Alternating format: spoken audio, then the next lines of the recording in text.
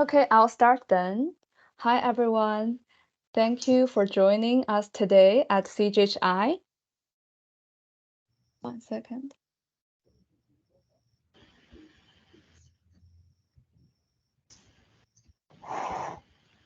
I'm sorry. Okay. Hi, everyone. Thank you for joining today. We are CGHI, the Coalition for Global Health Innovation. My name is Charlie Sutong Zhang. I am the president at CGHI.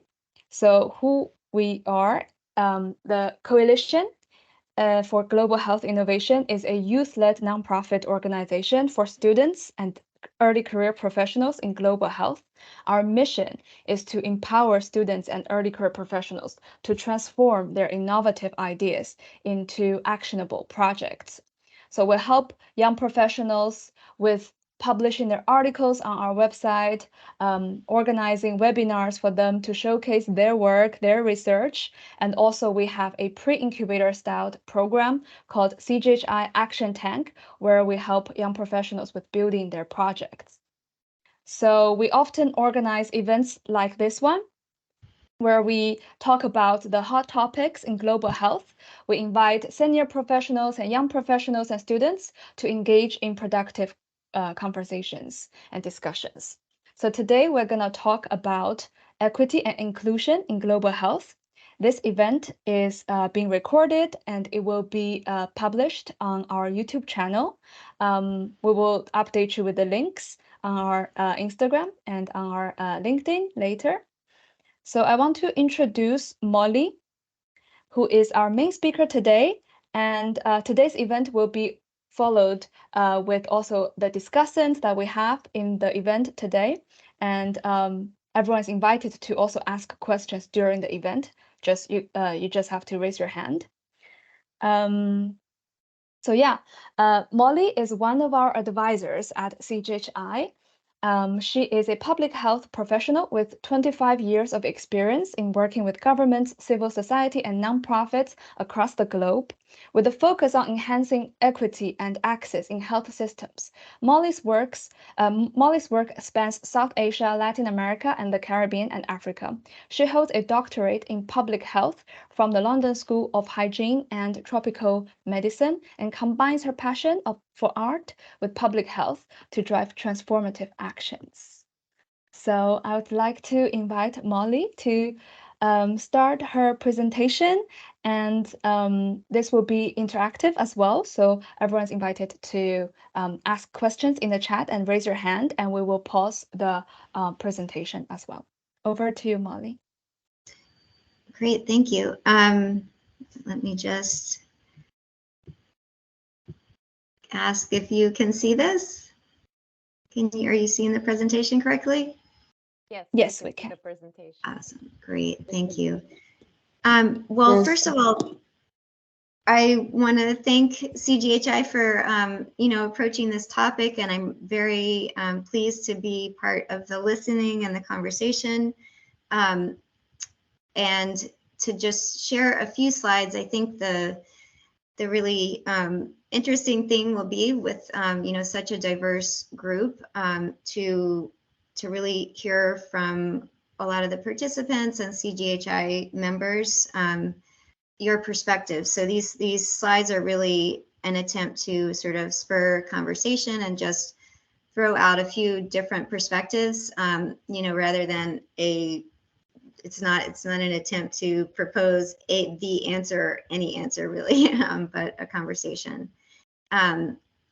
And also a quick shout out. I love the approach of CGHI in this space. If we're talking about sort of diversity and inclusion, I love the fact that you are, youth led, but you're also looking to hear from diverse age perspectives and things like that. So yeah, thank you for hosting this.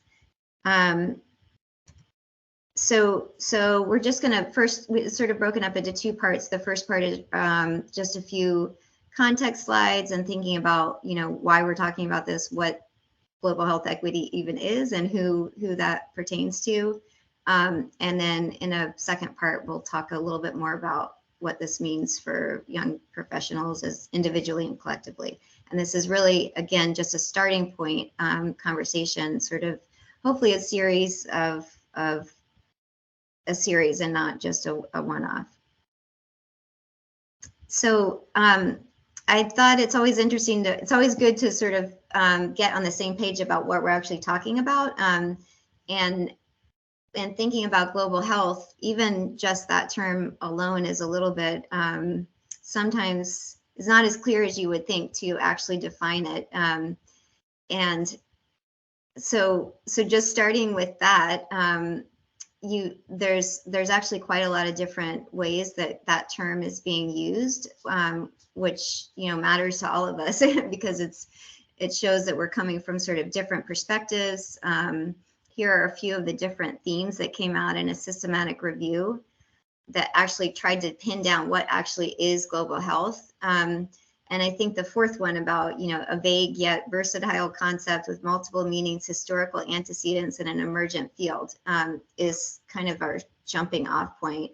And the conclusion in that article was that, we really need to sort of reframe and ask not what is global health, but who defines it and to what end. And that becomes really relevant in equity discussions. Sorry, let me just move this so I can see the chat. And so then looking at, why are we talking about equity and global health?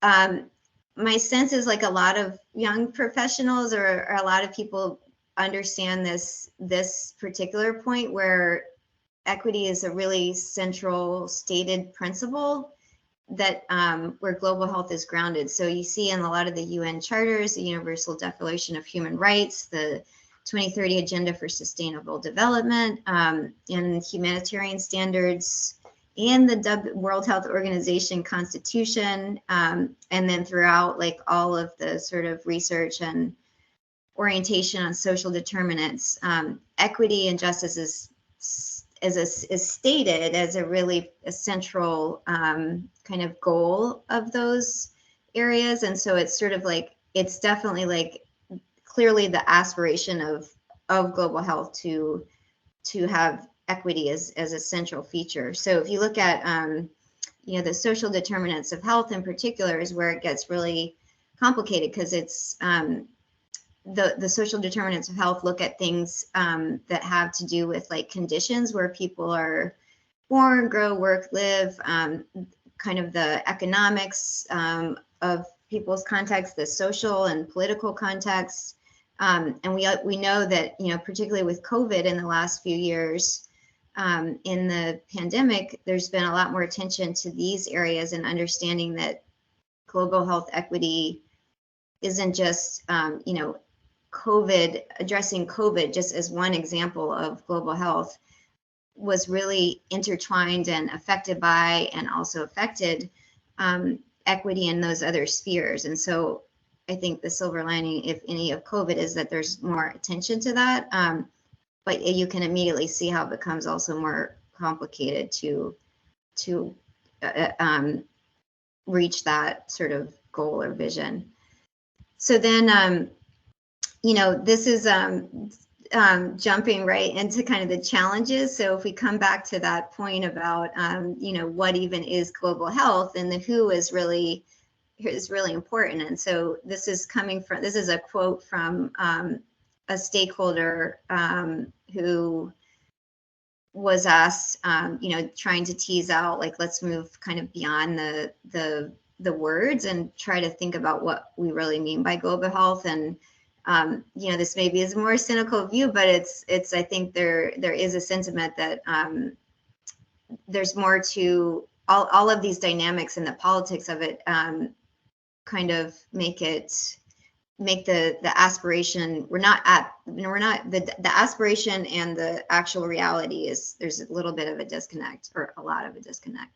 So if we even in the terms, look at equity and diversity, equity, inclusion, the terms themselves are actually very, there's a lot of different terms that are used, and a lot of times it depends on who's using those terms. Diversity, equity, and inclusion, I think is generally accepted to be more of a kind of Northern Eurocentric and even US specific kind of set of terms. So, I mean, we'll share these slides later, so I don't want to, read all of this, but, essentially as about the fair and just distribution of resources, opportunities, and benefits, whereas decoloniality is a broader framework. You hear about decolonizing development, decolonizing global health, and that's more about dismantling the legacy of colonialism in both thought and action. So here are both of these here because they're, a lot of the terms are thrown around, and they do mean different things, and what we say matters. And we don't have time to, get into the nitty-gritty details of all of these terms in this particular, in an hour-long presentation. But we are acknowledging that even the terms that we're using here in this presentation are, there is a sort of an imbalance of who's articulating this versus who's affected by the actual realities. So one other distinction that's really important to note is just equality versus equity. And I think most of you probably are aware, but just, thinking about equality is where sort of everyone, the equal distribution of, assets versus equity gets into sort of the barriers. So understanding those barriers, circumstances, and conditions is really critical in terms of equity. Here's a slide. Here's a little visual image from Robert Wood Johnson Foundation, which it has a lot of good resources on this, I believe, where you can see equality on the left in the pink, where everyone gets the same regardless of what's needed or if it's right, versus equity, which is really about overcoming the barriers, circumstances, and conditions and that's where I think it ties to colonial legacies, because there's historical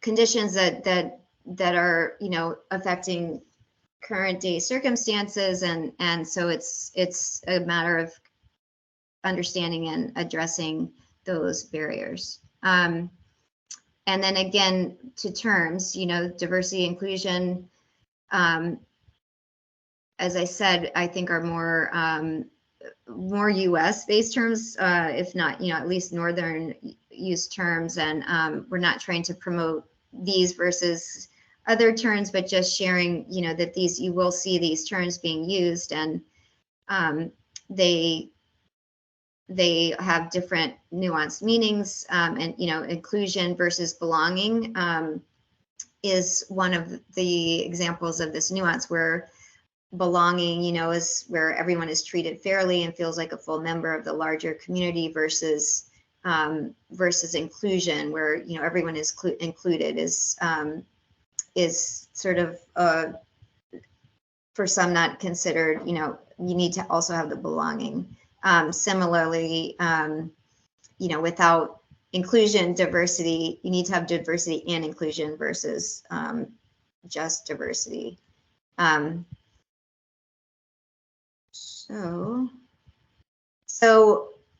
So I know we're racing a little bit fast through this, and again, we'll share these terms, but we want to get to the discussion quickly. But the real issue comes in then if we're thinking about these terms and how we're talking about them, and the aspirations of global health versus the reality. And the real trick comes in when the fact is that there's a lot of power asymmetries. So if we talk about global health and the burden of disease, say, for example, often there's a mismatch between where the burden of disease is, or where the particular issues that are being addressed in global health versus where the decisions are being made, or the funding exists, or the different organizations addressing things. So that if you really look at those different aspects in all of these different areas, and then even particularly just even focusing on social determinants of health versus the actual specific issue, it becomes very it becomes daunting, but it also becomes very clear that without kind of considering these imbalances in knowledge production, you know, in who is deciding what questions are asked, in who is deciding what forms of knowledge are valued. You know, is it academic knowledge? Is it knowledge of a context? Is it knowledge of a particular issue in a particular context? And as we keep said before, the social determinants of health are very context specific. So, you know, how is that being prioritized, and what types of evidence are, you know, valued or generated and then published? And then once they're published, then it sort of, it becomes, has a different amount of different power, right? Because it's considered, you know, quote unquote evidence. So, and then even in terms of educational access to the field of public health itself, as I said, funding bodies are disproportionately located in sort of in the north, and there's a lack of diversity and inclusion in positions of power to frame, prioritize, and implement solutions. And then I think, to make matters more complex, perhaps, you could see this at a very macro level, but you can also see the same asymmetry of power, you know, within a region or within a country. So it becomes, so the question, so then I sort of rounding back to global health equity, you know, sort of framing it as a question, like, what do we do with that term? You know, understanding the ambiguity around global health itself, and the mismatch of the aspirations of global health in terms of equity versus the reality. These are some of the questions, you know, if it's a complex system, and with those principles at the core, how do we sort of align the principle with the reality? And that actually brings us to sort of this point of discussion. So maybe we'll just take a pause here and see if there are some thoughts.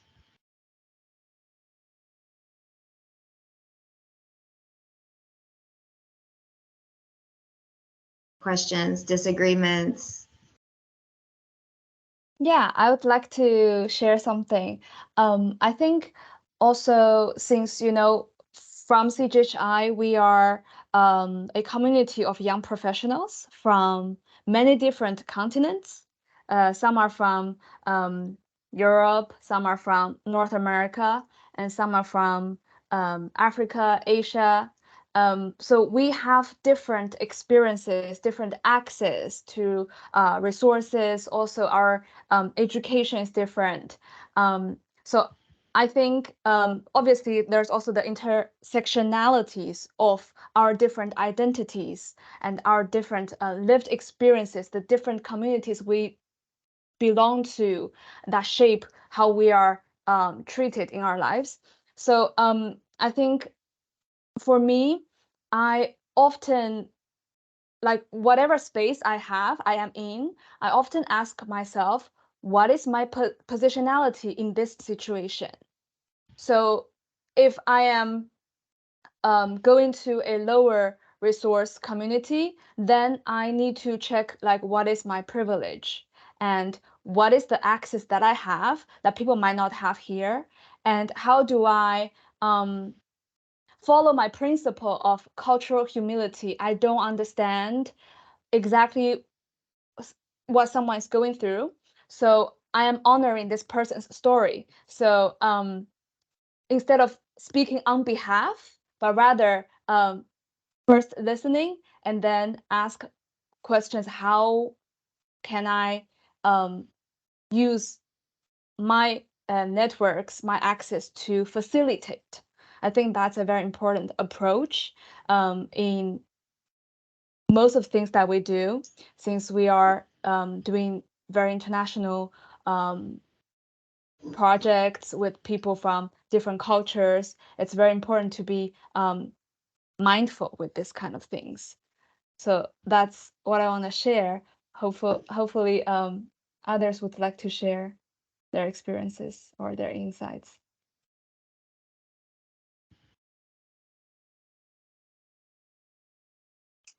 Um, so, Molly, thank you very much. You covered a lot of ground. And I am interested in knowing whether you might be able to articulate the stakeholders at play in terms of the dynamics that you've described. Who are the players? How can we bring this from a theoretical level to the level of people who actually make decisions and implement actions in different parts of the world?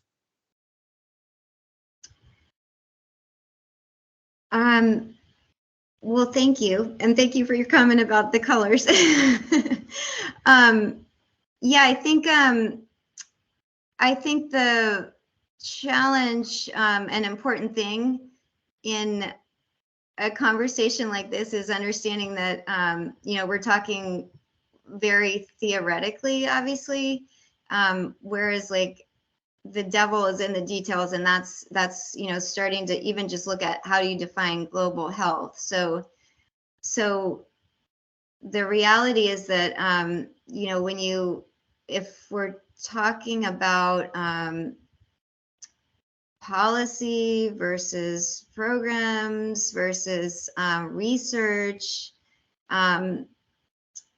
educational, like there's so many spaces where that have a global health label as like this is that are part of this global health community. So I think, not to sidestep your question, but maybe to use what your question and also Charlie's point about the thinking about positionality, privilege, and power, and intersectionality. If you can see this power wheel, where who the players are and your positionality, your position in relation to those players is like the most important thing. So if we're looking at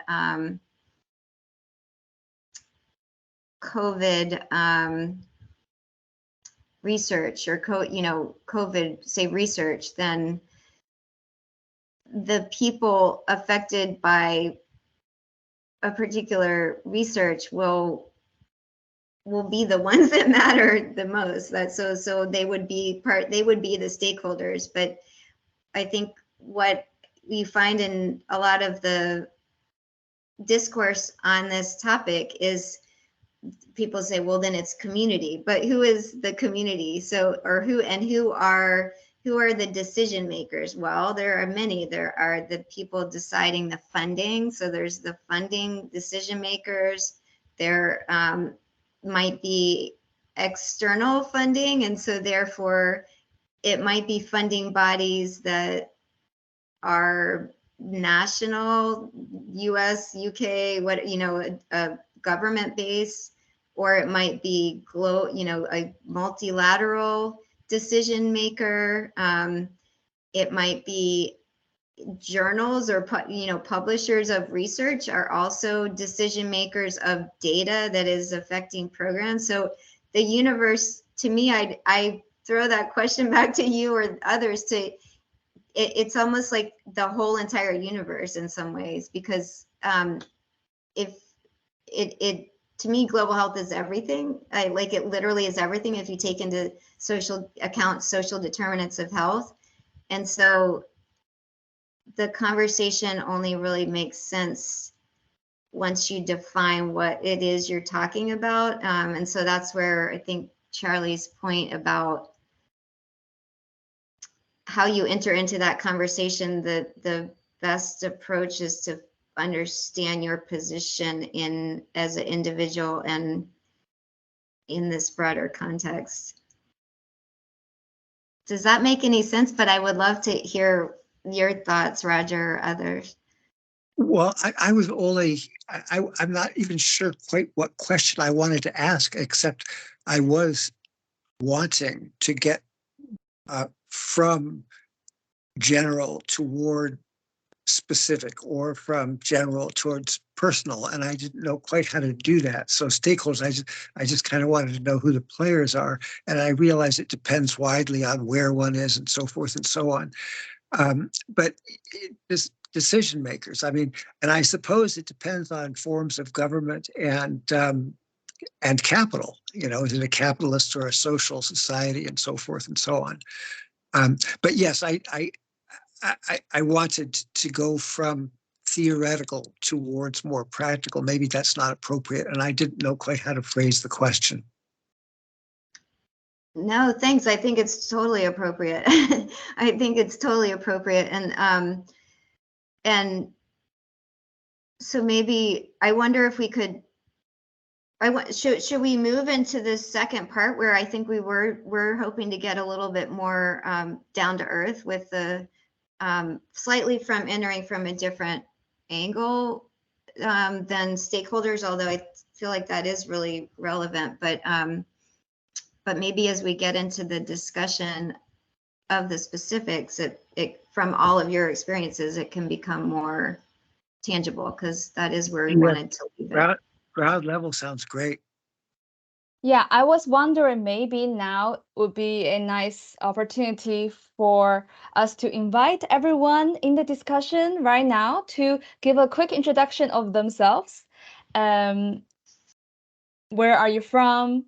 Where are you based? What are you doing? Why are you in this conversation? What do you would like to learn or talk about, discuss about? Is Yelena here? I'm passing the mic to Yelena first. Yes. Hi, and thank you, Molly, for giving us such an insightful presentation. As Charlie mentioned, my name is Yelena. I am the Vice President at the Coalition of Global Health Innovation. I am based in Serbia and its capital, Belgrade. And I am currently in the process of finishing my pharmacy studies.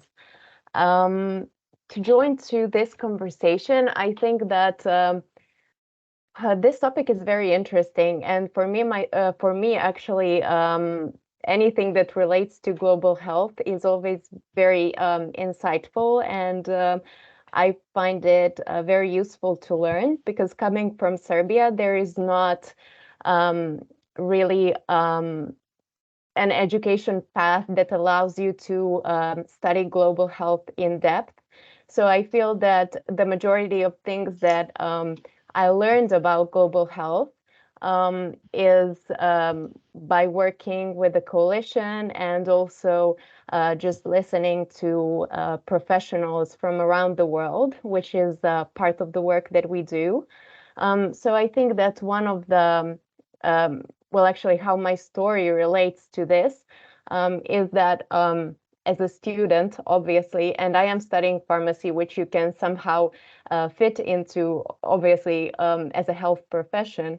But I didn't really, in Serbia, there is not a formal way to study global health. So I feel that that already shows like the part of inequity and inequality. So I feel like everybody around the world has some sort of way, and maybe I, as Charlie, didn't have the opportunity to, study that much into of an international surrounding, and didn't really have the chance to apply all of the things that she mentioned.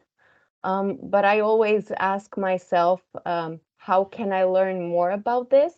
And I always find it insightful to just listen to other people's experience and get to learn from them, which I think is one of the points that we're trying to make here as well. So yeah, that is just something that resonated with me from this presentation. But I will join the discussion a bit later. Maybe we want to go with the introductions. So maybe Mutile can go next. Yeah, hi everyone. My name is Mutile Mwongo. I'm from Nairobi and based in Nairobi, Kenya. I work in climate change and health, and so that's my entry point into global health. And I think my point of interest in equity and inclusion it stems from the fact that social determinants of health are really entwined in equity and inclusion, because when you think about whether people have access to healthcare, what kind of barriers they have that prevent them from even having good health, that's the essence of equity and inclusion. So I think even coming from the vantage point of climate change, there's once again, some populations are more vulnerable to climate change. Some people are more impacted by it, and often those are people who are in lower resource countries, who are marginalized, who are not able to advocate for themselves. So I think this issue kind of goes across very many disciplines, and it's something that we kind of it's a good starting point, what we're having now, this discussion, but we always are keen on getting from the point of discussion into practice, as Roger mentioned. So yeah, I'm just happy to be here and learn. Next, Aisha, maybe. Hi everyone, my name is Aisha. So I just graduated or finished my master's back in September. My background is in health studies and geography, and I'm based in Canada, more specifically in Hamilton, Ontario. And my interest within global health and equity really stems from my master's research and just area of interest, which is in global mental health and transcultural psychiatry. So a lot of the conversation and the first part of the presentation from Molly really is very pertinent to the field of global mental health. As well as transcultural psychiatry. So similar to, the term global health being a contentious term, even the term like transcultural psychiatry itself is quite contentious. When we use the phrase transcultural psychiatry, there is a lot of issue with this idea of there being such thing as cultural psychiatry, because all psychiatry is cultural at the end of the day. And I think that does go back to this idea of what is global health, what is counted as global and what is just counted as health.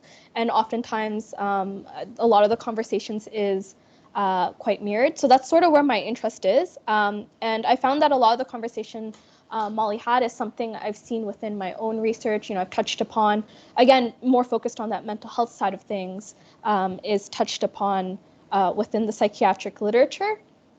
I lost my train of thought there, but yeah, that's sort of where my interest is with the topic.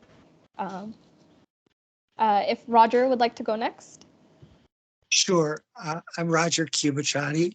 I am in Winston-Salem, North Carolina, in the United States. My background is biomedical technology, for the most part, biomedical technology and business.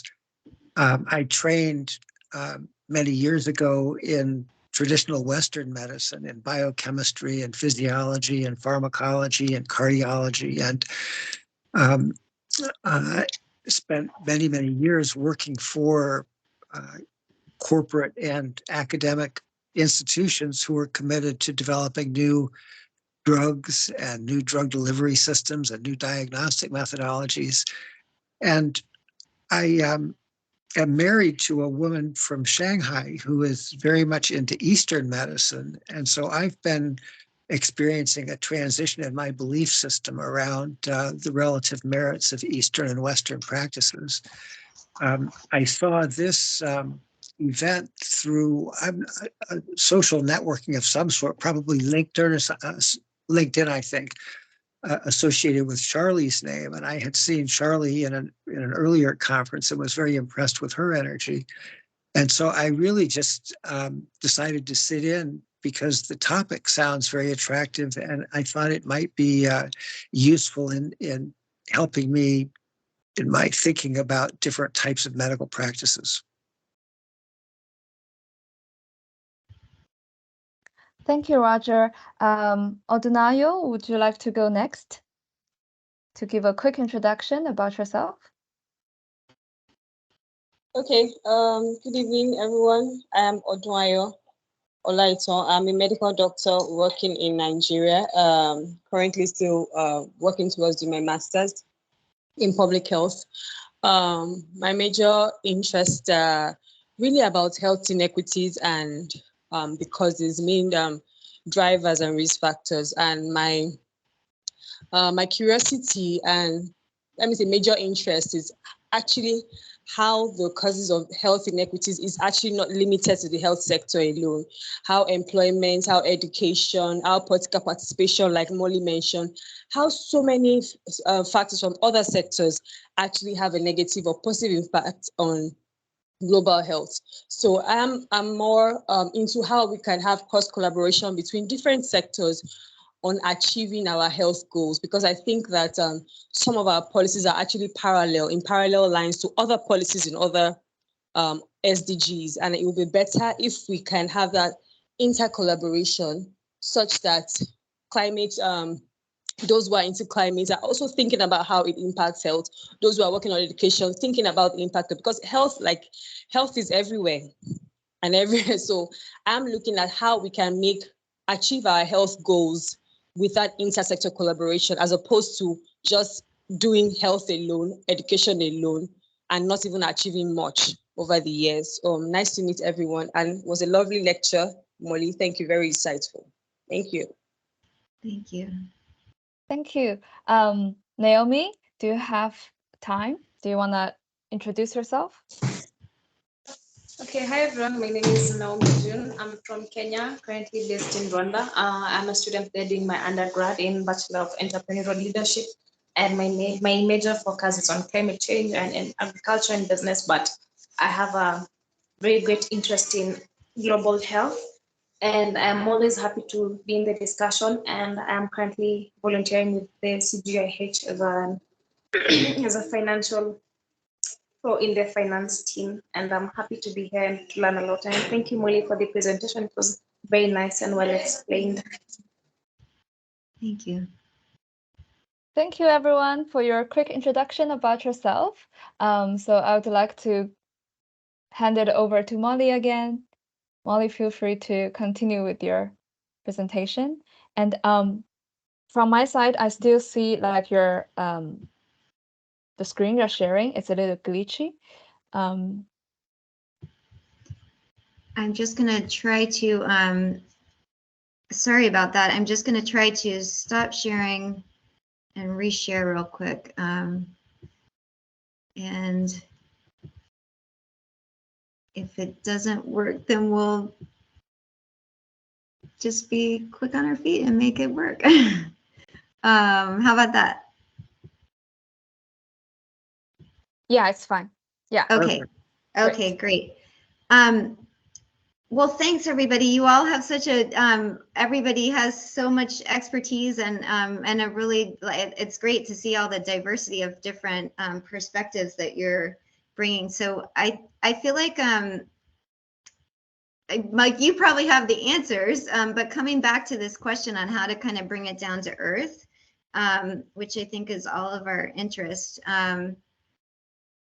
Let's jump to, well, first of all, sorry, my apologies. You know, so I think these are, well, sorry, just quickly, these are some of the questions that I think you started to ask, and that's sort of the core of what we're wondering. I also want to emphasize this point about not just, you know, what as individuals should we do and should we not do, which would be equally important thinking about how if we as in all of these different spaces that we're in, and you all mentioned many of them, climate change, education, pharmaceuticals, supply chain is like a huge thing, mental health, biomedical, versus other different systems of healing and health and care. So all of those things are, if we're part of those particular systems that we just mentioned, then we are among those actors, right? If we're intervening and making decisions as a student in terms of what we're researching about, what questions we're asking, who we're asking, or what systems in our particular roles in, professionally, we definitely have some power in that. And this is what Charlie spoke about initially, just this framework of, positionality, privilege, and power, which I feel like is a really helpful way to just start. Like, if I'm thinking about this topic and starting with myself, I actually thought about it a lot in this presentation because, I'm presenting a point of view. I have a lot of disclaimers, but the reality is I'm presenting these slides, and what's my positionality in this? What's if you're giving a presentation, then I'm selecting different slides to present. I'm going through lots of different. There's a ton of things available to share, and which things do I share? Like, so that's kind of just a really like down to earth specific example of, no matter how big or how small or how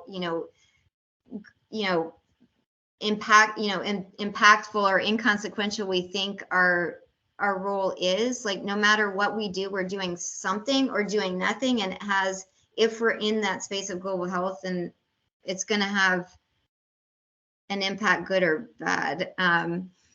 So this, I think, is just a good starting point to help us think about some of these questions, and what are the risks of those things? What are the opportunities? What principles? Like, so maybe thinking about it more in terms of principles, and then,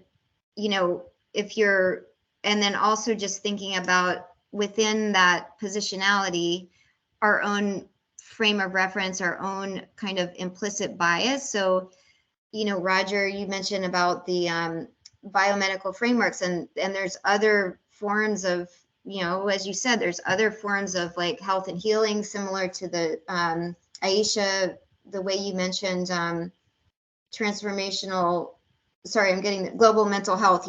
There's a huge range of ideas on what that is and what forms of knowledge within those spaces to prioritize. So just step one, it seems like maybe we all took this step one because we're having this conversation. So we're doing that first step of thinking, trying to be conscious about what we're doing and how it fits into this space. This is one of many different power wheels that you can find.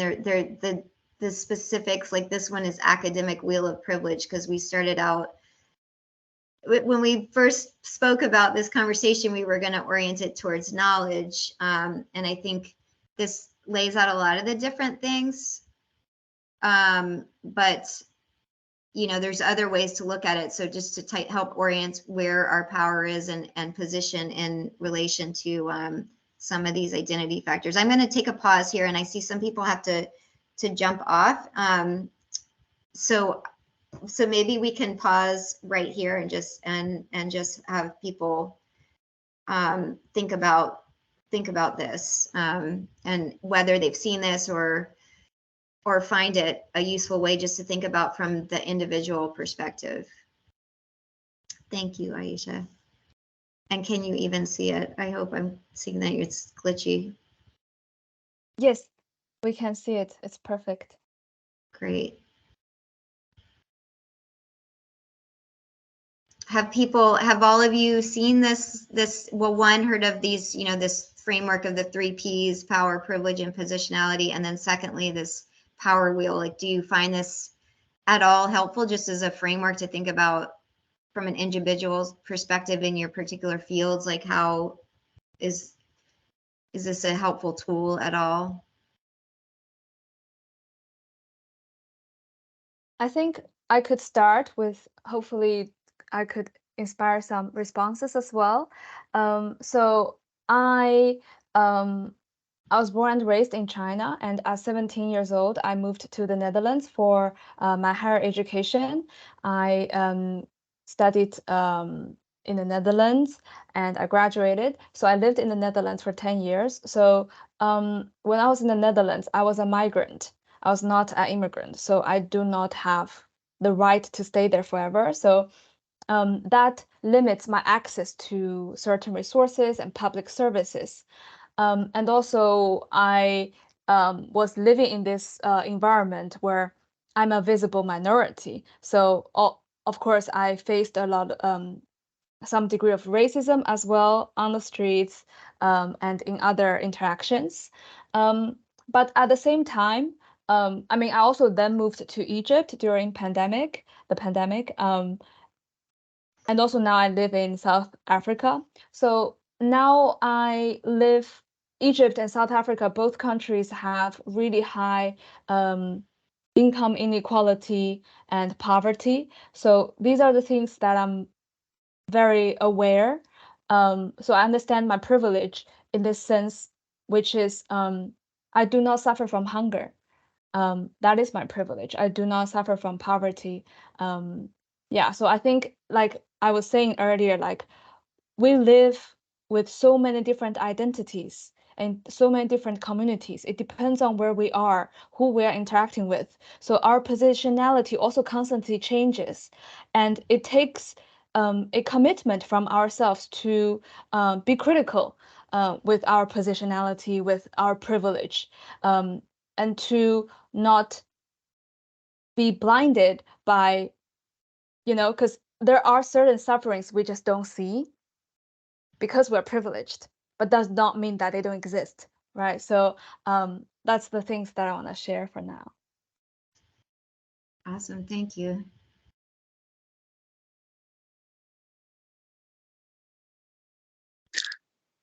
So the question that's on my mind is, this is Roger, with the complexity of the healthcare system, global health especially, and all the many providers of many different products and services on the one hand, and on the other hand, the teachings of Jesus, for example, heal thyself. I'm wondering at the relative balance of priority on my own self-care as distinct from attention to navigating the healthcare system. I speak personally, but you get my drift. Ideally, I can take care of myself, and I don't need to rely on a healthcare system. That's just a question. Is your question, sorry, I don't know if I get your points, but I don't, but what's the, can you help with the question? So my question is, would it perhaps be ideal for me to develop a self-care system which ideally serves me in keeping me healed and healthy?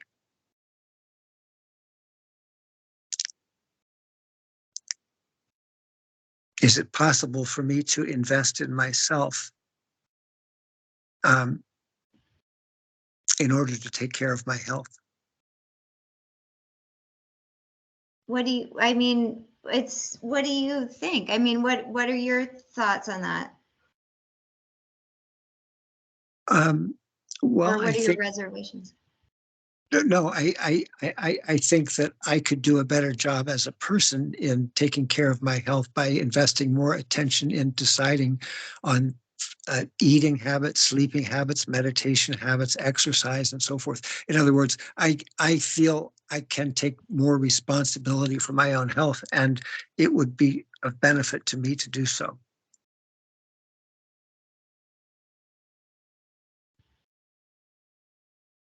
It makes a lot of sense. I mean, I feel like these are that even, you know, we talked about what is global health, but even health itself, there's so much, it's so all encompassing, you know, and so it's sort of connected to so many other values. And then, you know, Charlie mentioned the term cultural humility, which we have a, you know, a slide at the end to kind of describe it, to get at the point of, you know, that we're coming at it also from different angles. So the values, our own values, and then like when you bring it up to a macro level, like I you know, feel like I want to exercise, and I know what keeps me healthy, but I also then I have privilege because I'm able to do that. So it's like it's complicated enough. I feel like what you're saying is highlighting the fact that even if you just only focus on your own individual health, it can become dizzying because you start to see how your own personal health is also related to like the choices that you have and the context that you live in. And then it's hard to separate that out when you're looking at someone else's health, and hard to, and yeah. Yes. What do others think? And I know we're actually coming up on I'm now aware that we're coming up on the time. So maybe we should jump to the last point, which is, and Roger actually helped us bridge that point from the individual to the collective, and thinking about, you know, what are, if you move from your individual kind of responsibilities and the implications of your own actions, what about collectively? And there's a lot of, most of you here are from CGHI, so you could think about it specific to CGHI or just in general. But what values are reflected, you know, in your work collectively?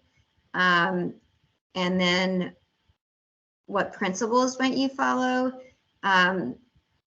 This was a kind of, I'm just kind of briefly showing you that this is one author's perspective on how you might move from more colonial to this idea of decolonizing global health.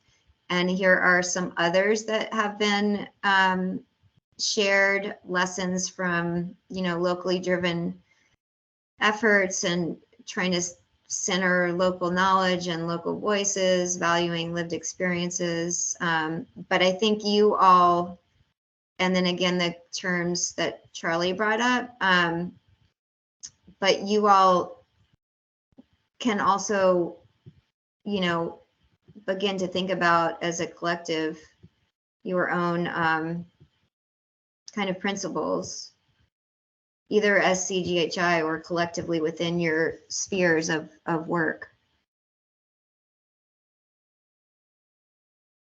I know we're sort of running up towards the end, so I don't know if there's others that haven't spoken that might want to share some thoughts on this. And I do hope this might just be the beginning of a conversation that might be carried into a next series.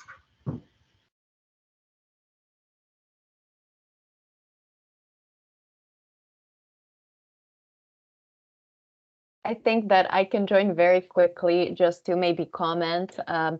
I think that we at CGHI are trying to tackle some of these obstacles. And I think that in a way, maybe I wouldn't go as far as calling it a privilege, but I think that it is very insightful to have all of the perspective for me as someone who can be said to come from the global north, I feel very privileged to be able to listen to some of the people around the world and learn from them constantly. So I think that is like the first step towards tackling some of the barriers that we face when talking about this conversation. And I think that generally we as an organization try to bring more value and clarity on these things so that one day we can have like all the sides included into the story that is global health. Awesome.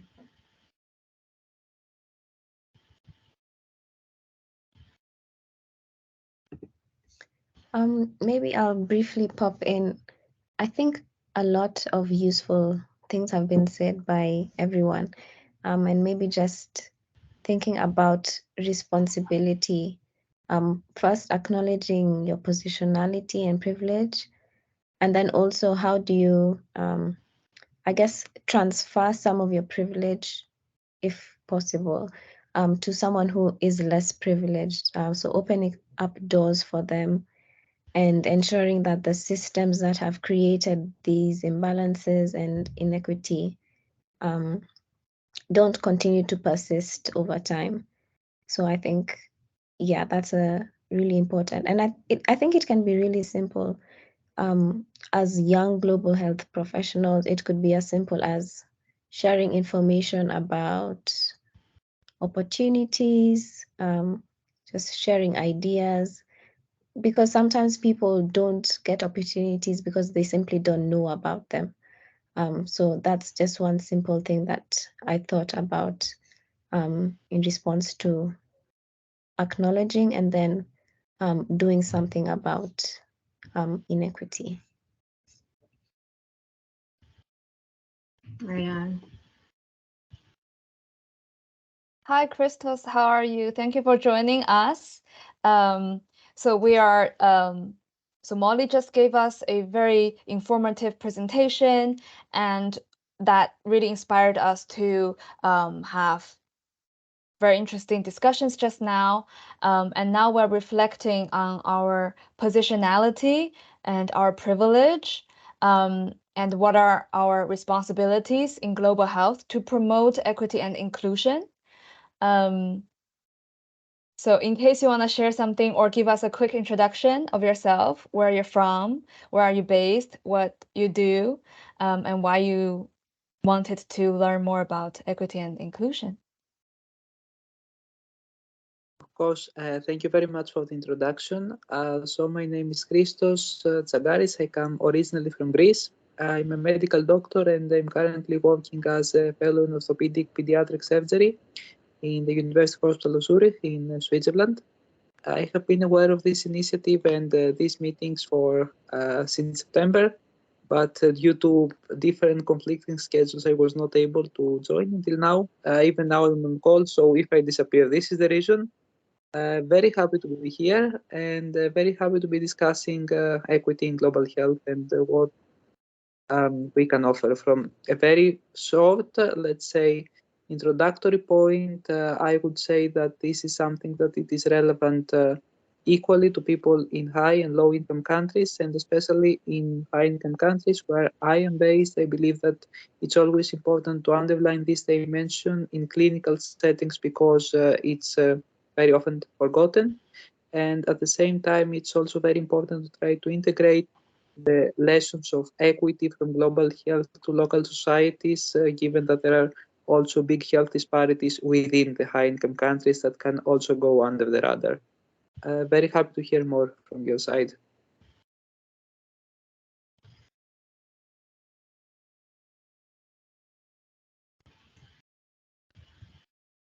Over to you, Molly.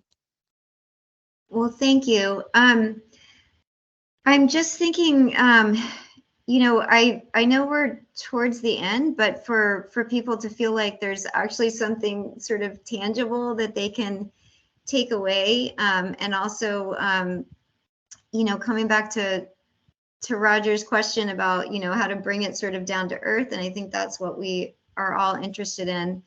I wonder, you know, if we're thinking about sort of what are the opportunities, and we look at sort of our own sphere of kind of influence, or our own kind of areas and where we work or exist. And Charlie, you know, your point about having sort of different positionality and different identities in different contexts is I think essential as we're doing this.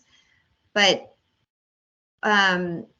you know, are there things within sort of your immediate sphere of influence, because it can be so daunting, right? Like you can sort of do a whole power analysis of the whole entire, you know, layers of different systems and sort of inequities at all the different levels. But your everyday existence might be focused on, you are a healthcare worker, for example. And there are opportunities, I think, within the very specific, immediate sort of daily spaces that we work in. And so I just wonder if you know, do you think that is a good starting point? And do you see sort of after this conversation any specific actions that feel like they might be you know, tangible, specific things that can be done either individually or collectively? And again, maybe coming back to CGHI, this may be may require a second conversation, but just leaving here, like, are there things that people see, like where maybe it's more clear things that they could do in their own daily spaces, very tangibly? Well, I could introduce a question that might allow me or someone else to be on the lookout for things deserving attention. And I think that question is, from each person's vantage point, what is the most important problem in your field, and what are you doing to solve it? Or more simply, what is the most important problem that we see in terms of global health? I love that. Yeah.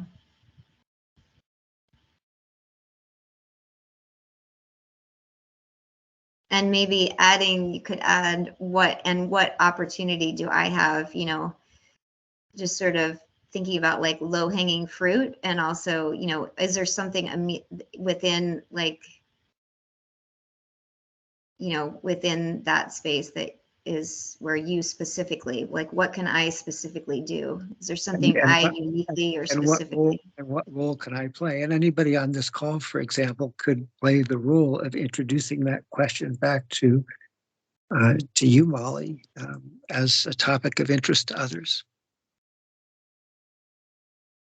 I think we could also start with identifying what circles we are in, what kind of networks we are in, who do we work with, who do we interact with, how do we create a safe space to talk about these topics that might be sensitive or uncomfortable to ourselves or for others, and how do we validate people's experiences to make people feel seen, to make people feel welcome and celebrated. How can we try to elevate people's pain and suffering as individuals and as people in our communities? Yeah, and what we can still learn, what are our you know, blind spots, because we are in some way in a position of privilege. So there are things that we don't see. And Charlie, I think a lot of people would argue, or, you know, that's a big, that right there about learning is often considered like sort of the very starting point, you know, of like allyship. And I think it features in your discussion about cultural humility and sort of can actually be a really good first action or ongoing action even. Yes, I think our event has to come to an end now. I want to thank you, everyone, for joining us today, for taking the time. Especially thank you, Molly, for volunteering your time and expertise and share with us. I personally feel like I've learned a lot, and I'm really, really grateful for CGHI, for this space, and for everyone for being here and creating this safe space for us to talk about these topics, very important topics in global health. And like Molly said, I hope we will continuously discussing and learning and inviting more people to join our conversation, to educate ourselves, yeah, and to do better in our work, in our personal lives. Molly, do you have any closing comments? No, I just want to thank everyone. I've learned a lot from you, and I in this specifically in this conversation and in general, and I'm looking forward to you know, an ongoing discussion. And thank you for hosting it. Thank you so much. Maybe I see Emmanuel joined, so maybe I want to invite whoever wants to say any closing comments, their reflections. Make it a little short, so also Emmanuel could know that what happened in our conversation just now. Yelena, do you want to say something? Oh, well, I don't know how I would close it better than the two of you did right now, but I feel incredibly grateful to be able to connect with so many people and to hear so many different aspects to this story. And I definitely feel like this is just the beginning, like a door opened into a much broader and very, very significant story. So I seriously hope that we get to continue this conversation in the future as well.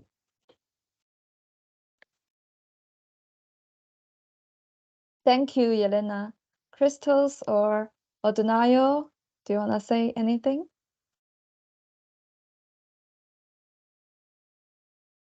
Go ahead, Crystals. Well, with pleasure. So I haven't been for a long time here, but already I have the two ideas that I consider quite important. The first of them would be that we need to identify what we can really do in our environment, what we can deliver for the challenge of equity in global health, starting from the local point, our colleagues, and so on. And a second equally important point is that there are still many things that we are not aware of, and having the feeling that we belong to the global health community and people who are aware of many things, we might lose exactly this ignorance that we also have. So this means that apart from acting locally and focusing on the problems that we better understand through our everyday, let's say, work and everyday contribution, we also need to keep in touch with people from other backgrounds that can give us more insight. Thank you for this conversation and looking forward to joining future ones. Thank you so much. The floor is open if anyone wants to say something.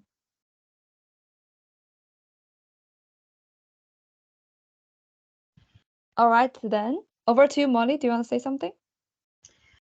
No, just thank you. I don't want to say anything else. I've learned a lot, and yeah, look forward to ongoing conversation. And thank you all so much for the discussion and sharing your thoughts and hopefully an ongoing conversation. Thank you. Thank you. So once again, thank you everyone for taking the time to join our conversation today, and we look forward to keeping in touch and continuing this conversation. Thank you, and enjoy the rest of your day. Chat soon. Thank you, everyone. Thank you. Bye.